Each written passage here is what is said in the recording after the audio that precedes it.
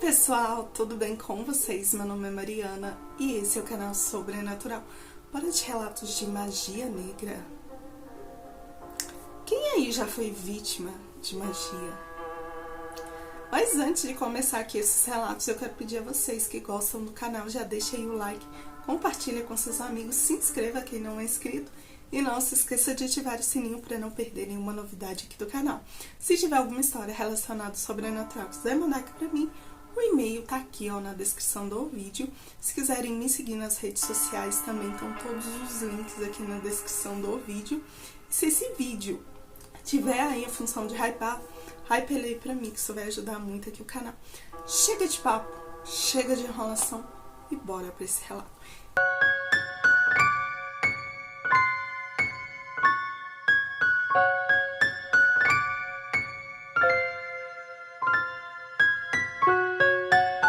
E o primeiro relato é este aqui.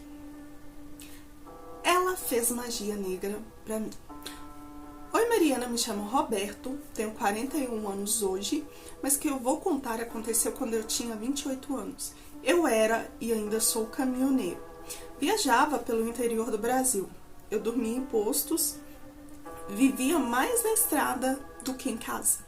Em uma dessas viagens parei em uma cidade na divisa de Goiás com Tocantins. Ali eu conheci uma mulher chamada Dalila. Ela era muito bonita e atraente e trabalhava numa padaria. Ela tinha um olhar que parecia me atravessar quando me olhava. Ela me ofereceu um café, uma boa conversa e depois disse que morava sozinha, numa casa um pouco afastada ali da cidade. E ela me convidou a ir na casa dela. Eu não sei porquê, nunca fui de aceitar convite de estranhos, mas eu estava sentindo uma atração absurda por aquela mulher. Era como se meu corpo tivesse vontade própria e eu fui com ela. Quero dizer aqui que não é porque sou caminhoneiro que sou safado como muitas mulheres acham. Eu nunca fui de me envolver com mulheres durante essas viagens. E foi a primeira e a única vez que eu fiz isso. Quando chegamos lá na casa dela, eu notei que a casa era um pouco escura, mesmo sendo de dia e a janela estando aberta.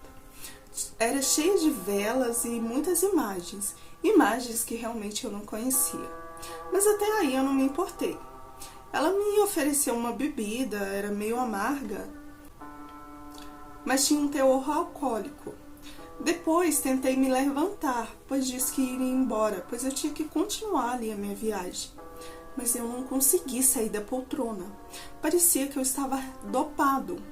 E foi aí que eu pensei que ao invés de me dar bem, eu tinha caído numa cilada. Passamos a noite juntos e foi até bom. Pena que eu lembro apenas de flash. Já de manhã eu me levantei, já estava melhor, pois precisava seguir meu caminho. E ela me disse algo estranho. Ela me disse o seguinte: agora você é meu. Leva o teu nome comigo. Achei que fosse brincadeira e ri, mas ela estava séria.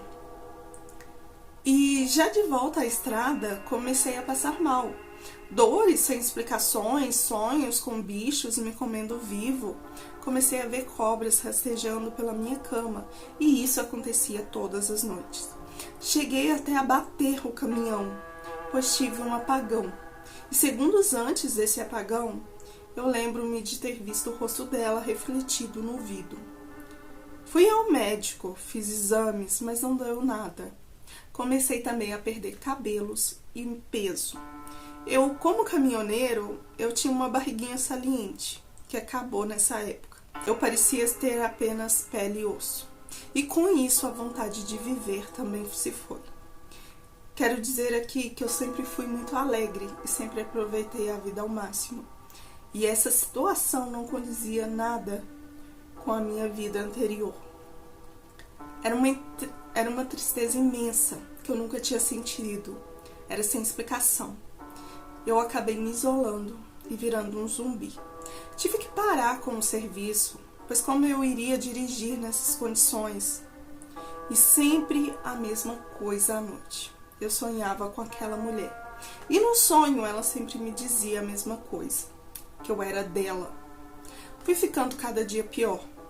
Fui parar no hospital com uma infecção generalizada. Os médicos diziam que o meu corpo estava entrando em falência, mas não encontravam motivo, não sabiam o porquê. Os exames nunca davam nada, remédios não funcionavam. E no dia que eu ganhei alta, um enfermeiro, que era bem mais velho, ele me chamou num canto e me perguntou: "Você acredita no mundo espiritual, magias, umbanda?" E eu disse que acreditava sim, mas nunca tinha estudado sobre ou frequentado lugares parecidos e não entendia muito bem. E aí ele me disse que o que parecia era que eu estava sendo vítima de magias, de trabalho, magia negra talvez, pois ele já tinha presenciado algo parecido, algo semelhante. E ele me perguntou se eu lembrava de algo estranho que pudesse ajudar. E eu me lembrei daquela mulher, da bebida estranha, dos sonhos e do que ela me disse, e contei tudo a ele. Ele me disse que talvez ela teria feito algo para mim e convidou para mim ir na casa onde ele frequentava. Eu fiquei relutante no começo, pois mesmo respeitando e acreditando, pensei que por não fazer parte da religião, eles não iriam me ajudar. Ele me disse que o lugar onde ele frequentava prestava caridade e que eles me ajudariam sim, se eu tivesse fé na religião e na cura espiritual. Assim que chegamos lá, fui atendido por uma senhora e ela me incorporou ali uma entidade. Eu não me lembro o nome da entidade agora. E ela confirmou que realmente eu estava sendo vítima de magia, que era uma magia muito pesada, que a minha alma já estava próximo à cova. Ela me disse também como foi feito, que aquela mulher fez um ritual com fogo, sal, vinho e enterrou um pacote com meu nome, fio de cabelo e terra de cemitério. Disseram que para desfazer teriam que fazer um ritual, que seria muito cansativo, e eu aceitei. Depois que fizeram esse ritual, eu apaguei e acordei no dia seguinte, no centro. Era como se eu tivesse renascido. A dor sumiu, as visões acabaram. Foi a única noite que eu consegui dormir tranquilo depois que eu vi aquela mulher. Agradeci muito a todos do centro, inclusive aquele enfermeiro. Pude voltar a trabalhar e durante uma viagem que passava pela mesma cidade, vi a Dalila, a de Itacuja. Ela apareceu de novo, uma última vez. Estava no acostamento de uma estrada em Goiás, só me encarando. O que me chamou a atenção era que ela parecia estar grávida. Ela não disse nada, não gritou, apenas sorriu. E eu acelerei o caminhão e fui embora. E fiquei pensando, se ela estava grávida, e será que o filho é meu? Será que é por isso que ela falou que carregava o meu nome? Nunca mais parei naquela cidade de novo e deixei de aceitar convites de pessoas que eu não conheço. Hoje estou bem, sigo firme e grata a Umbanda. Mariana, se quiser contar no seu canal, eu ficarei grato e que sirva de aviso. Muito obrigada por enviar o relato. E, gente, magia negra, né? Seja magia negra, qualquer tipo de magia, infelizmente, são assim, né? E a sorte aqui dele é que ele achou uma pessoa ali que o ajudou, né? Mas muitas das vezes muitas pessoas não acham ou tipo não tem fé, porque eu acho que nessas condições você tem que sim procurar outras religiões, não se reter à sua e não se reter só a médico e hospitais, porque muitas vezes o caso ali não é do plano físico, é do plano espiritual, que nem no caso dele. E no caso aqui eu não entendi bem, será que ela queria realmente a morte dele? Porque a senhorinha lá, né, que incorporou, disse que ele estava com o pé na cova, né? Ou seja, parece que ela fez algo para que ele morresse mesmo. E será que ela realmente está grávida dele? Por isso que ela falou isso? Que leva o teu nome comigo? E com isso, gente, a gente só tira a lição que realmente magias existem, independente de seja ela pro bem ou pro mal, ela existe. Mas vamos aqui pro próximo relato, relato 2, que é este aqui. A inveja enterrada no meu quarto. Oi Mariana, me chamo Gisele e fui vítima de magia. Eu sempre fui daquelas pessoas boas demais, como minha mãe sempre dizia. Me dava bem com todo mundo, tinha amigos, namorado, emprego fixo. Minha vida até um certo ponto era tranquila e até que do nada desabou. Não sei até hoje o que fiz para merecer o que vivi, mas sei quando começou. Foi depois que uma colega de trabalho chamada Yara, que é um nome fictício aqui, ela foi demitida. Ela me culpava, disse que eu era a preferida do chefe, que era tudo culpa minha, que eu era carinha de santa. Saiu da empresa me olhando com um ódio que eu nunca esqueci. Quero dizer aqui que nunca tive nenhum benefício ou privilégio no meu trabalho. Eu lutei muito para consegui-lo e me dedicava muito para não perdê-lo. E 2 semanas depois da demissão da Yara, comecei a adoecer. Primeiro foi uma fraqueza nas pernas, depois febre que ia e voltava. Perdi meu apetite, comecei a perder peso e comecei a ter pesadelos todas as noites. Sonhava com um cemitério, com gritos, com uma mulher vestida de preto enterrando algo no chão da minha casa, mas especificamente no chão do meu quarto. Um dia eu acordei com um cheiro muito podre no meu quarto, como se tivesse carne apodrecida mesmo. Eu procurei, olhei debaixo da cama, olhei atrás da cômoda e quando olhei atrás do guarda-roupa, eu achei. Tinha um pacotinho envolto num pano vermelho, amarrado com arame e coberto de pó preto. Dentro estava meu CPF e uma bonequinha feita de pano com vários alfinetes em todas as partes do meu corpo, mas a maioria estava no peito. Levei aquilo a uma senhora benzedeira do bairro e ela me olhou e disse: essa menina quis ver a tua alma minguar, mas não vai conseguir. E foi aí que eu tive a certeza que era Yara. Mas não sabia como ela teve ali o acesso ao meu quarto ou à minha casa. A senhora fez uma limpeza pesada. Eu tremia, chorava sem parar e sem entender o porquê que eu estava chorando.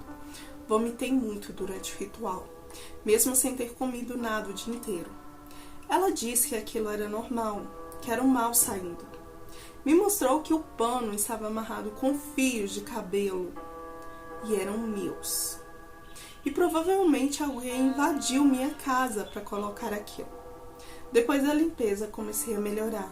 As dores foram embora e os pesadelos sumiram. Mas a cicatriz ficou, porque eu quase morri sem nem saber o porquê. Ou melhor, por causa de inveja. E ela entrou na minha casa com a ajuda da minha irmã, que não teve culpa, já adianto aqui. Ela disse que ela chegou na porta pedindo um copo d'água e disse ser minha amiga. E a minha irmã convidou ela a entrar enquanto pegava ali o copo de água na cozinha. E ela teria simplesmente desaparecido. E quando a minha irmã procurou, viu ela dentro do meu quarto. E a minha irmã questionou, confrontou ela ali sobre o que ela fazia no meu quarto. E ela, disfarçando, disse que achou que eu estava lá. Tomou a água, se despediu e foi embora. E eu acho que foi nessa oportunidade que ela colocou aquela magia no meu quarto. Eu não desejo isso para ninguém. O que senti e o que vivi. Mariana, obrigada por ler e fica à vontade se quiser contá-lo no seu canal. Eu que te agradeço por enviar o relato. E, gente, eu acho que o pior sentimento do mundo é a inveja. Muitas vezes, quando você sente inveja, você não precisa fazer nada para destruir ali a vida da pessoa. Só esse sentimento que está dentro de você já causa ali um dano enorme ali na vida das pessoas. E aqui, ela achava que ela tinha culpa, da demissão dela.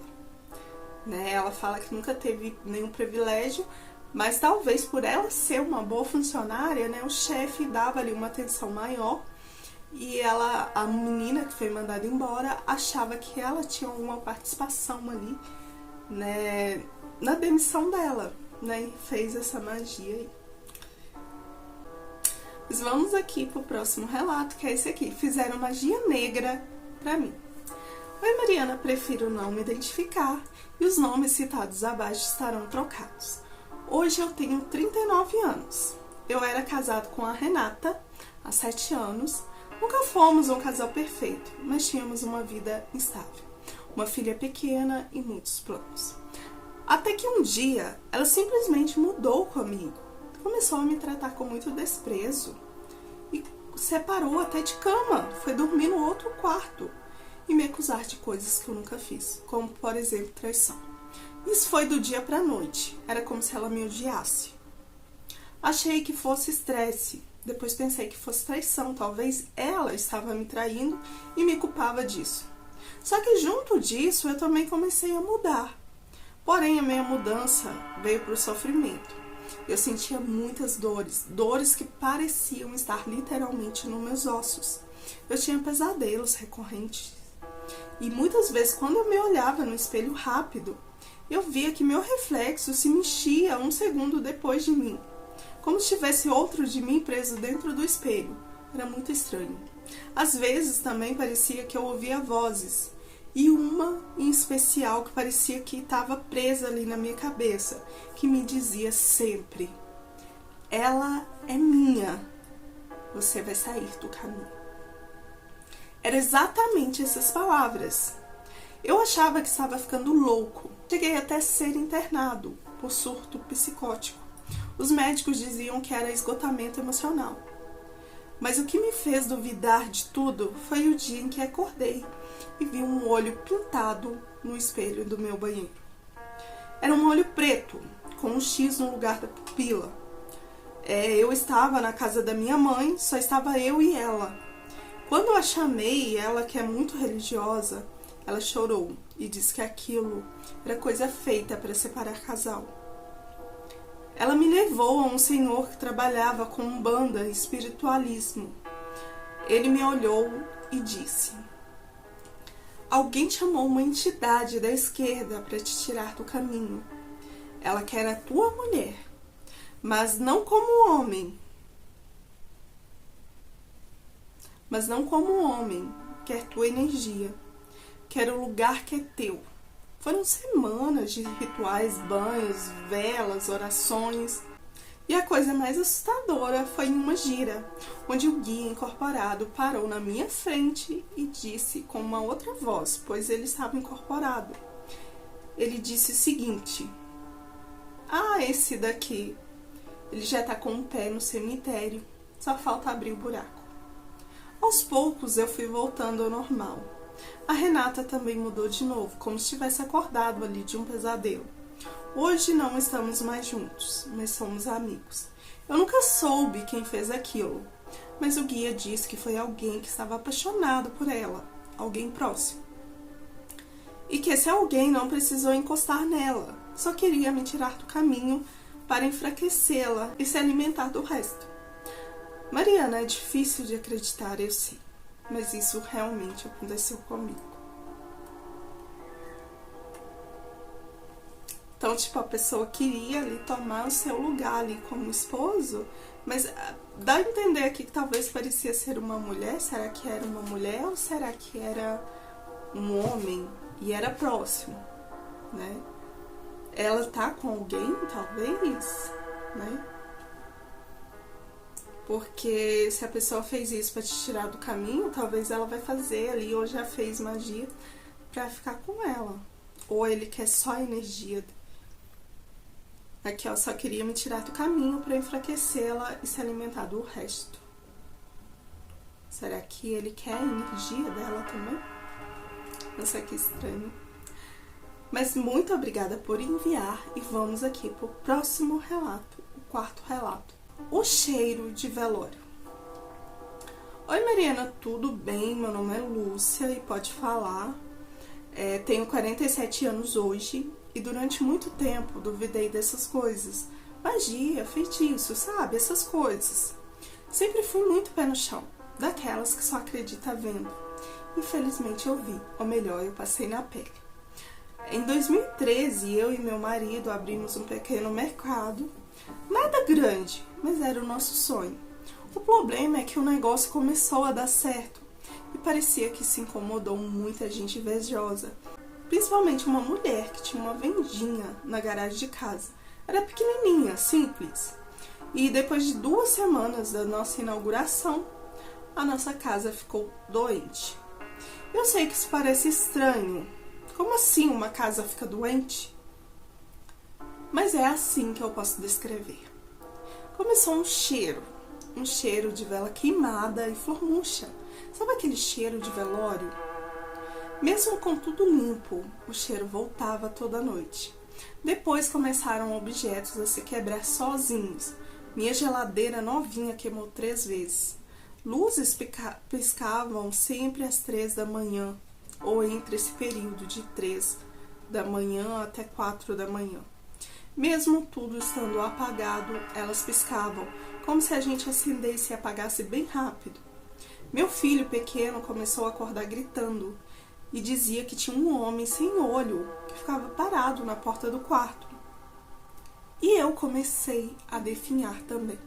Perdi o meu apetite, sono, comecei a sentir calafrios o tempo todo. Uma vez desmaiei no banheiro de casa e bati com a cabeça. No hospital disseram que era estafa, ou seja, esgotamento mental. Mas uma enfermeira puxou meu marido de lado e perguntou se alguém podia ter jogado alguma coisa em mim ou contra mim, pois aquilo não era normal e que ela era espírita e sentia que tinha algo ruim em mim, como se algo me acompanhasse. E foi aí que ele lembrou daquela mulher do bairro que vendia as mesmas coisas que a gente, a da garagem. E antes de abrirmos o mercado, ela chamou ele e disse: "Esse lugar é meu. Se vocês mexerem com o que é meu, vão se arrepender." Lembrando que eu não sabia disso. Eu sabia que ela não tinha gostado, mas não sabia que ela tinha o ameaçado. Nunca demos atenção a ela. Ele também disse que achou que aquelas palavras eram da boca para fora. Quando saímos do hospital, fomos atrás de um benzedor e levamos ele até a nossa casa. Ele andou por todos os cômodos, calado. Quando chegou no quintal, ali ele começou a cavar. Encontrou um vidro cheio do que parecia ser sangue. Tinha também terra e um pano com meu nome escrito com carvão. O homem olhou para mim e disse: "Ô filha, você está com dias contado. Se demorasse mais 3 dias, eu não poderia trazer sua alma de volta, porque ela praticamente já saiu do seu corpo." Ele disse que iria fazer um ritual de limpeza. O ritual durou 3 noites e 3 dias. Queimou diversas velas pretas, brancas, rezavam salmos, jogou sal em volta da casa. Depois disso, o cheiro sumiu. As coisas pararam de quebrar. Eu consegui voltar a comer. Meu filho também não viu mais aquele homem sem olho. O senhor benzedor ainda me disse que meu filho via, pois ele era sensitivo e, por ser criança, consegue ver o mundo espiritual mais fácil. Aquele homem também foi um encosto que jogaram em mim e em meu marido. Porém, meu marido é um homem de muita fé e tudo caiu sobre mim, a mais fraca ali da fé. E o que aquela mulher fez foi sim obra de magia. Ela queria que eu morresse. Depois que melhorei, passou algum tempo, eu fiquei sabendo que ela perdeu tudo, o comércio, e foi embora. E nós seguimos forte no nosso mercadinho, que está crescendo a cada dia. Sei que ela pagou o preço. E o mais triste é que vi que tem gente que prefere matar, se não puder vencer. Mariana, esse foi meu relato. Lhe desejo sorte e sucesso sempre. Que Deus lhe abençoe e lhe proteja. Amém. Muito obrigada pelo seu relato. E sim, né, tem gente que joga magias ali, né, pra morte mesmo, né, faz uma demanda ali pra morte, né, e por inveja, tipo, ela tem ali, né, ela deve que tinha a clientela dela e querendo ou não, né, um mercadinho novo ali, as pessoas vão, elas querem ver ali as promoções, querem ver o que tem de diferente ali.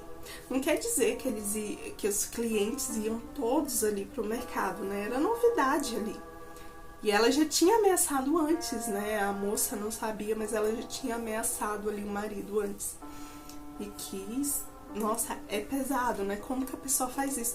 E voltou pra ela, né, porque, tipo, ela perdeu tudo. Ela perdeu o mercado, perdeu tudo e foi até embora, né? E como que ela entrou aí no seu quintal, tipo, pra enterrar ali o negócio, né? Ou era aberto, que ela deve ter entrado ali alguma hora, né? E vocês talvez não viram, né? Mas muito obrigada pelo relato e vamos aqui pro próximo e último relato, que é este aqui. Meu corpo já não me pertencia mais. Olá, Mariana, me chamo Amanda. Tinha 23 anos na época e estava saindo de um relacionamento muito complicado. Um rapaz chamado Diego, nome fictício, com quem fiquei por uns 3 meses. No início ele era muito gentil, carinhoso, mas logo virou um controlador, obsessivo e ciumento. Tentei terminar diversas vezes e ele não aceitou. Chorava, implorava e sempre eu com pena. Eu perdoava e voltava atrás. Sei que foi um erro.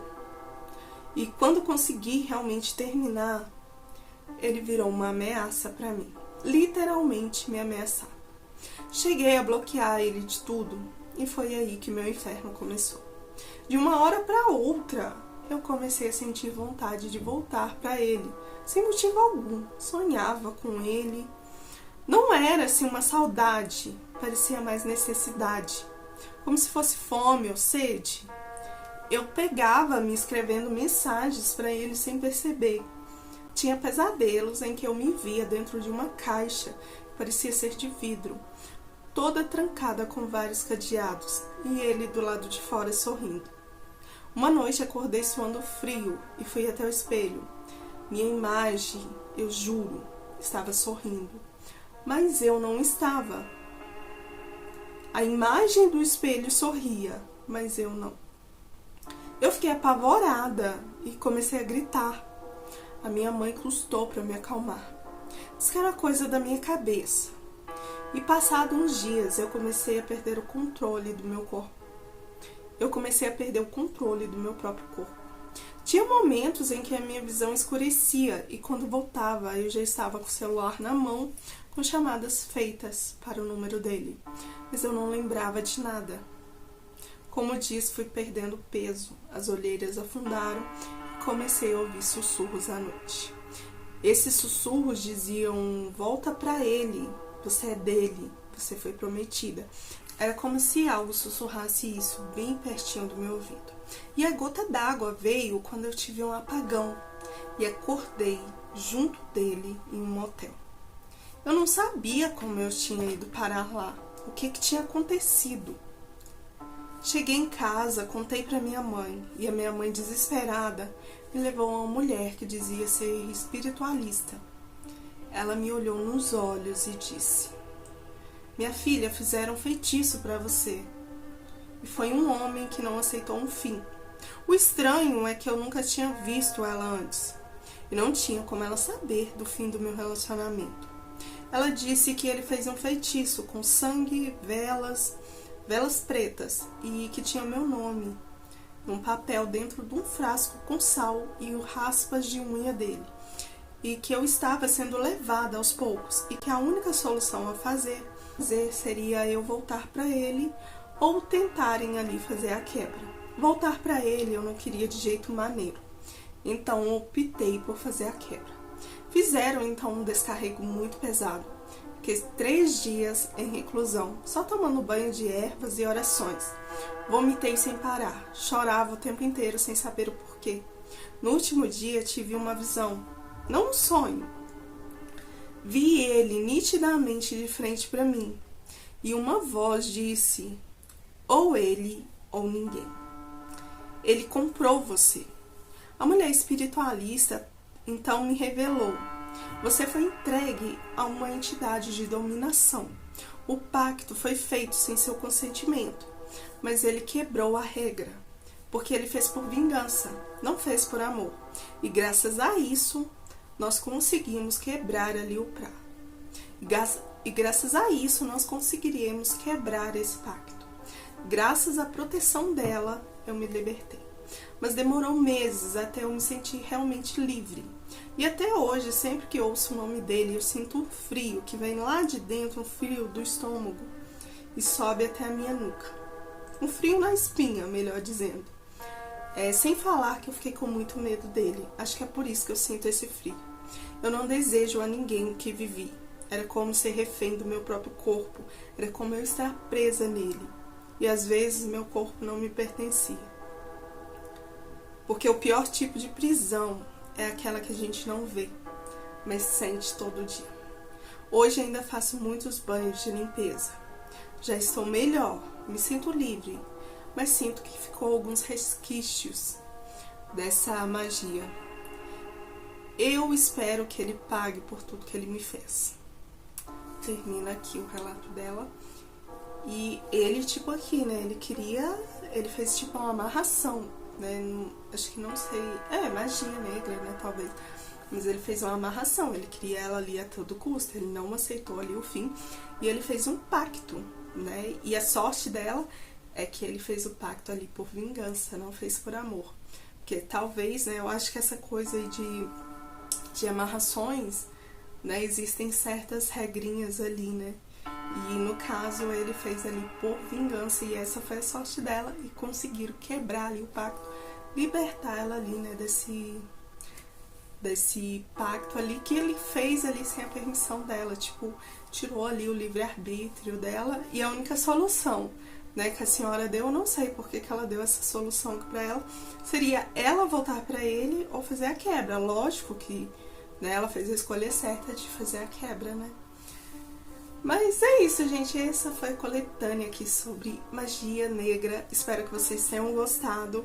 Se gostou, não esqueça aí de deixar o like, compartilha aí com seus amigos, se inscreva também. Se esse vídeo tiver a função de hypar, hype ele pra mim, que isso ajuda demais aqui o canal. Eu vou ficando por aqui. Até o próximo vídeo. Fui!